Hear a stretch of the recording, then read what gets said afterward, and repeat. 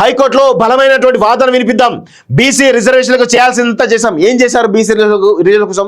మీరు కేవలం ప్రచార ఆర్భాటాలు తప్ప నిజాయితీగా నిజాయితీగా ఒక డెడికేటెడ్గా మీరు చేయలేదు.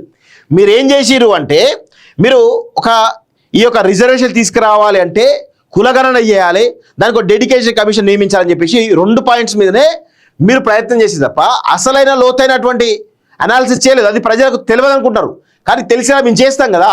ఇప్పుడు కాంగ్రెస్ ప్రభుత్వం రాగానే ఏం చేసింది? కులగణన చేస్తామని చెప్పేసి చెప్పడం జరిగింది. కులగణన చేసిన తర్వాత ఈ కులగణన తోటి ఏం చేయాలి? జనరల్గా డెడికేటెడ్ కమిషన్ ద్వారా చేద్దామని చెప్పేసి అన్నారు. సో ఇక్కడ ఏం జరుగుతుంది? కులగణనలో ఏమో అంశాలు ఉంటాయి? పొలిటికల్గా ప్లస్ ఆర్థికం ఎకనామిక్ అంశాలు, అదేవిధంగా సోషల్, ఈ 3 అంశాల ప్రాతిపదికన ఈరోజు కులగణన చేయడం జరిగింది. సో దాన్ని డీటెయిల్గా డెడికేషన్ కమిషన్ ఈ 3 అంశాల మీద రిపోర్ట్ ఇచ్చింది అనేది తెలుస్తూ ఉంది. మరి ఈ రిపోర్ట్ ఇంత అనాలిసిస్ చేసినప్పుడు బయటపడాలి కదా. ఇప్పుడు బీసీలకు 42% రిజర్వేషన్ కల్పించాలి. ఎందుకు అంటే బీసీలు ఎన్ని కులాలు ఉంటాయి? బీసీలలో 130 కులాలు ఉంటాయి. 130 కులాలల్లో మీరు చెప్పిరా క్లియర్గా, ఈ 130 కులాలలో బీసీలకు సంబంధించిన 40% రిజర్వేషన్లో కేవలం ఒక 5-6 కులాలు బెనిఫిట్ పొందినాయి, మిగతా కులాలు బెనిఫిట్ పొందలేదు. ఈ డెడికేటెడ్ కమిషన్ రిపోర్ట్లో ఉందా?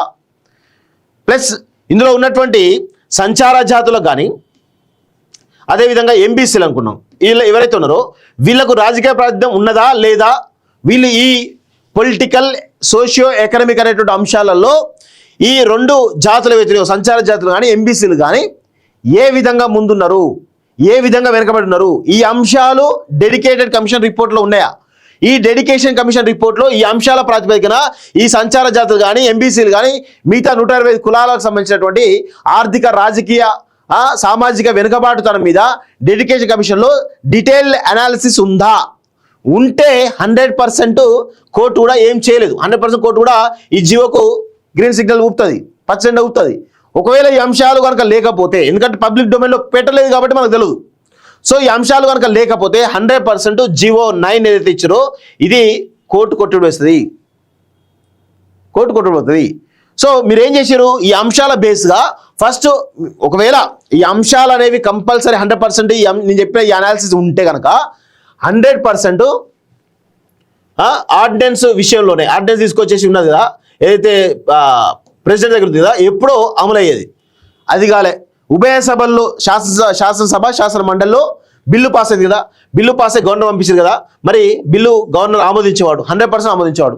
అదేవిధంగా ఇప్పుడు జీవో 9 వచ్చింది కదా, ఈ జీవో 9 కూడా ఈరోజు మీరు హైకోర్టులో ఒకవేళ కొట్టుడు పోతే మాత్రం 100% ఈ డెడికేటెడ్ కమిషన్ రిపోర్టు సరైనటువంటి అనాలిసిస్ చేయలేదు. ఇక్కడ ఉన్నటువంటి ఎంబీసీ కులాలకు అదేవిధంగా మిగతా కులాలు ఏవైతే వెనుకబడ్డ జాతులు ఏవైతున్నాయో, వెనుకబడ్డ కులాలు ఏవైతున్నాయో వాళ్ళకు రాజకీయంగా ఆర్థికంగా సామాజికంగా వెనుకబాటుతనం ఉందని చూపించినప్పుడే ఈ 42% రిజర్వేషన్ అమలు అవుతుంది. అంటే బీసీ ఉపవర్గీకరణ చేయాల్సిందే, లేకపోతే ఇది అమలు కావడానికి అవకాశం లేదు. సో ఇది జరగాలి. ఇది చేసిర్రు రా వీళ్ళు, మేము చేసిందంతా మేము చేసినామని అంటా ఉన్నారు. మీరు చేసిందంతా చేస్తే 100% గవర్నర్ యాక్సెప్ట్ చేయాల్సిందే, రాష్ట్రపతి యాక్సెప్ట్ చేయాల్సిందే. మీరు ఏమీ అవి 2 యాక్సెప్ట్ కాదు కాబట్టి ఇప్పుడు కోర్టు ద్వారా అవుతలేదు. ఇప్పుడు ఏంది? గవర్నర్ మీద నెప్పండెట్టిరు, రాష్ట్రపతి నెప్పండెట్టి బీజేపీని కార్నర్ ఇచ్చారు. ఇప్పుడు ఏం చేస్తూ ఉన్నారు? ఇప్పుడు జీవో కొట్టు పోయిందనుకో, మేము చేసినంత చేసినాం, అది బీఆర్ఎస్ ప్రతిపక్షాలు అడ్డుకున్నాయని చెప్తారు, చెప్పి చేతులు దుక్కునే ప్రయత్నం చేస్తూ ఉంటారు. అసలు చిత్తశుద్ధి వీళ్ళకి లేదు, 100% లేదు. ఇక్కడ జీవో 9 నిలబడుతుందనే నమ్ముతున్నాడట. జీవో 9 నిలబడుతుంది, 100% నిలబడుతుంది అని ఎందుకు చెప్పలేకపోతున్నారు వీళ్ళు? వీళ్ళ దగ్గర ఎందుకు కాన్ఫిడెన్స్ లేదు అంటే వీళ్ళు లోపభూయిష్టంగా జీవో 9 ఉందనే కదా వీళ్ళు చెప్తున్నారు. 100% వీళ్ళే చెప్తున్నారు కదా. ప్రభుత్వం తరఫున సింఘ్వి వాదిస్తారు, విచారణ బీసీ మంత్రులు పర్యవేక్షించాలి, ఇంప్లీడ్ అయిన వారు అందుబాటులో ఉండాలి. మంత్రులతో సమావేశంలో సీఎం రేవంత్ రెడ్డి, హైకోర్టు తీర్పు తర్వాత మరోసారి భేటీకి నిర్ణయం, ధాన్యం కొనుగోలుపై మంత్రులతో సీఎం చర్చ, పొన్నం అడ్లూరు వివాదంపై రేవంత్ ఆరా అంటూ చూస్తాం. ఏం ఆరా? పిలిచి మాట్లాడితే అయిపోయేది ఉండే, దానికి ఆరా తీసి ఇంకేదో ఇద్దాం అనుకుంటే ఇట్లే ఉంటుంది పరిస్థితి.